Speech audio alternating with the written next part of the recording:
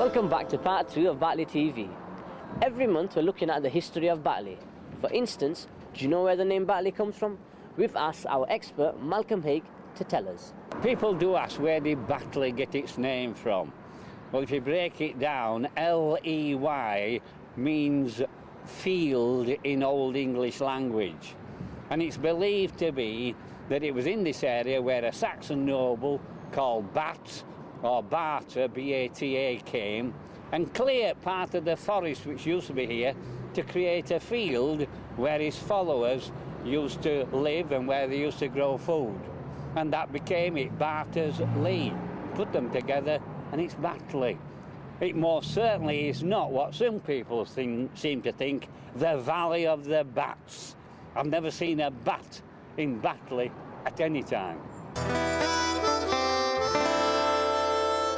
Mike Wood, for the last 13 years I've been honoured to be the Member of Parliament for Batley and Spen. And when thinking about who I would nominate for the Batley's most famous, I did think about Ben Turner, who is one of my Victorian predecessors, pretty much.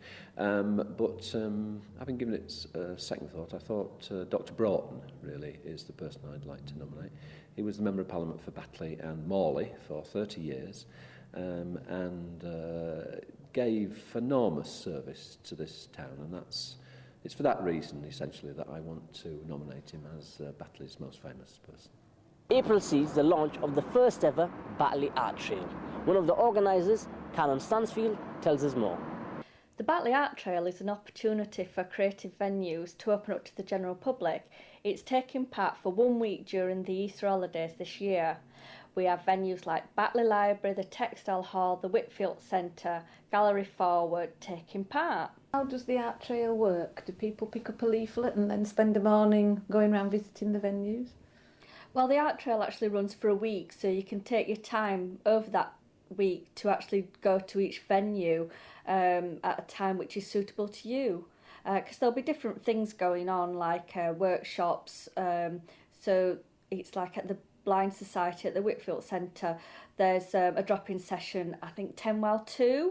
On the Saturday the 10th, there's workshops at the Textile Hall. So you can pick and choose, and you can control when you go to these venues. So what would you say to anybody who's thinking of going on the Batley Art Trail?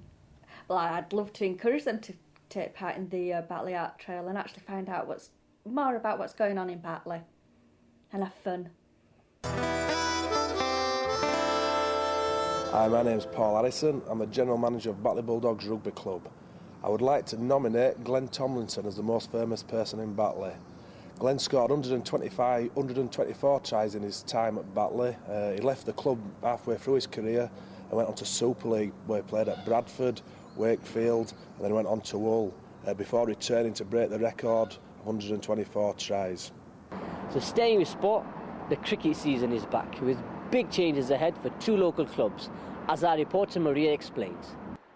Cricket has been played at Staincliffe for over 100 years, but in recent times the club has had its share of problems, as lifelong member Richard Goldsmith explains. The youth was the main thing. We didn't get the young lads coming here. You know, we had a good junior team for years, but the young lads never turned at one time. Practice nights, you could fill this ground with young lads wanting to play, but this last 20 years, there's not a lot of young lads turned up here.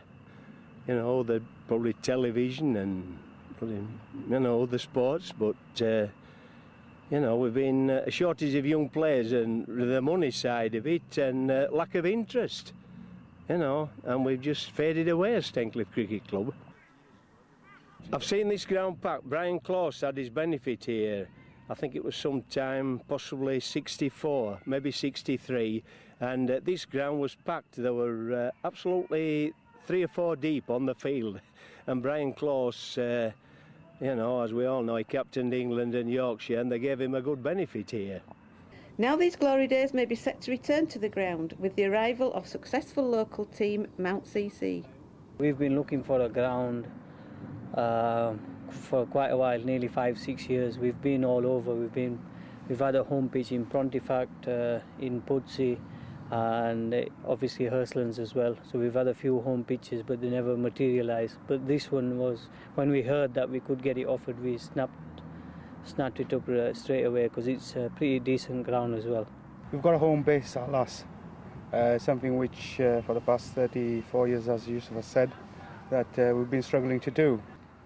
As you can see at the back, we've got cabins in right now, but in the future we're thinking of building a proper pavilion, God willing.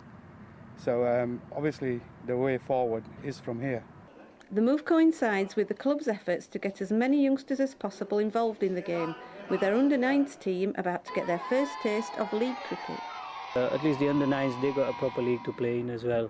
And it is inter-cricket format as well, so they have to wear pads and everything as well. Age at 9, we never got that. The first time we played cricket was when we were 15, 16. So these guys are getting a 7, 8 year start anyway. At least our kids, or all the kids that juniors, at least we'll leave them with something to go by. Like, we've never had our own ground. Our cricketing days are more or less over now. So at least the kids we can look back and say at least we give them a base to start off with. There's been a Heckman White junior team playing football on here, and the council have put, as you can see, dressing rooms and a tea hut, and it's going to be used as a cricket field, and in my opinion that's a big thing for Staincliffe people, because it always has been a cricket and working men's club, and as I say, they've been playing junior team football, and it's nice to see cricket playing on Staincliffe ground again. Oh, my name's Ishmael Luna. I'm the postmaster at Batley Post Office. For Batley Most Famous, I could nominate a few people, which I start with Paul Ferguson. He's Batley Town Retail Association Chair. When we've had issues in the Batley Town regarding shops or customers concerned, he was always there to let the council know the issues and address them. Second person I consider also is Amina Bulbul. She does a lot of activities at Al Hikmah Centre in Batley for elderly people, young girls, and she's proactive and she's made a name for herself in the Asian community. And finally, I would consider Mary Day.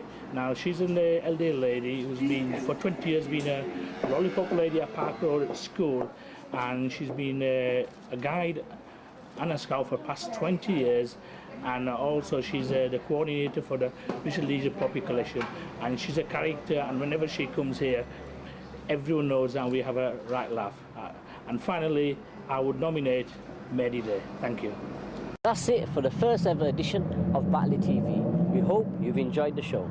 Remember, if you've got any nominations for Batley's most famous person, Ash is the name, you can nominate me if you want. Any views, any ideas, or even any watch-ons, get in touch with us. All the details are on the website. From all of us here at BatleyTV, we hope to see you again. Bye-bye.